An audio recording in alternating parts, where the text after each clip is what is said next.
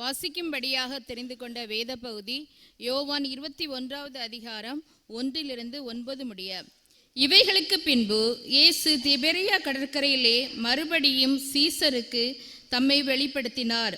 வெளிப்படுத்தின விவரமாவது, சீமோன் பேதுருவும் திதுமு எண்ணப்பட்ட தோமாவும் கலிலேயா நாட்டிலுள்ள கானா ஊரானாகிய நாத்தான்வேலும் செபெதேவின் குமாரரும் அவருடைய சீசரில் வேறு 2 பேரும் கூடியிருக்கும் போது சீமோன் பேதுரு மற்றவர்களை நோக்கி, மீன் பிடிக்கப் போகிறேன் என்றான்.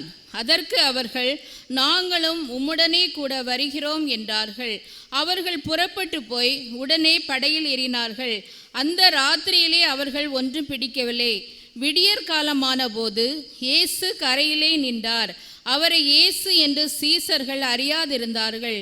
இயேசு அவர்களை நோக்கி, பிள்ளைகளே, புசிக்கிறதற்கு ஏதாயிலும் உங்களிடத்தில் உண்டா என்றார். அதற்கு அவர்கள், ஒன்றுமில்லை என்றார்கள். அப்பொழுது அவர், நீங்கள் படகுக்கு வலதுபுறமாக வலையை போடுங்கள், அப்பொழுது உங்களுக்கு அகப்படும் என்றார். அப்படியே அவர்கள் போட்டு திரளான மீன்கள் அகப்பட்டதினால் அதை இழுக்க மாட்டாதிருந்தார்கள். ஆதலால் இயேசுவுக்கு அன்பாயிருந்த சீசன் பேதுருவை பார்த்து, அவர் கர்த்தர் என்றான்.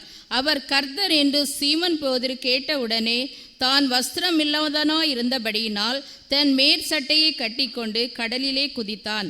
மற்ற சீசர்கள் கரைக்கு ஏறக்குறைய 200 முழ தூரத்தில் இருந்தபடியினால் படவில் இருந்து கொண்டே மீன்கள் உள்ள வலையை இழுத்து கொண்டு வந்தார்கள்.